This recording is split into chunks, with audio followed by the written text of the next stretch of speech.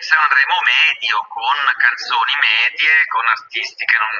è quello che ci si può aspettare da un Sanremo in cui non ci sono, diciamo, salti creativi, è tutto abbastanza medio, anche le canzoni non sono, a parte qualcuno, ovviamente possiamo immaginarci chi sono quelle che sono un po' che scrivono un po' per ispirazione, diciamo, un po' meno per il commercio, ecco. Cioè. Quale sarebbe la tua cinquina randomica? Allora ti dico, ovviamente per affezione, per estrazione, Dario che è un amico, Brunori, Lucio Corsi, ecco Gioantile non è male, non è stata male, è un pezzo diciamo pop internazionale. Comunque Sciablo e compagnia hanno fatto un pezzo di genere ma fatto bene, un pezzo urban che ci sta, che funziona. Cioè, ovviamente stiamo parlando di tutte cose non rivoluzionarie, stiamo parlando delle uniche cose però che hanno forse una loro personalità.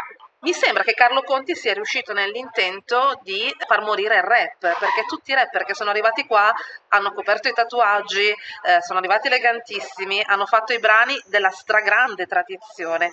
Ma non è lui, prende pezzi di società che ci sono, li mette insieme e fa un po' contenti tutti. Ci sono anche i vecchi, ci sono quelli che vengono dal mondo dell'indie, i cantautori, ci sono un paio di band, diciamo, c'è un po' di tutto. Sono contento di aver fatto Open Machine, che è sempre stato un successo perché è una specie di UFO, cioè riportare i musicisti a fare quello per cui tutti siamo lì in realtà, la musica, quindi ci mettiamo a suonare liberamente con i musicisti che sono presenti a Sanremo ed è stata una bellissima cosa.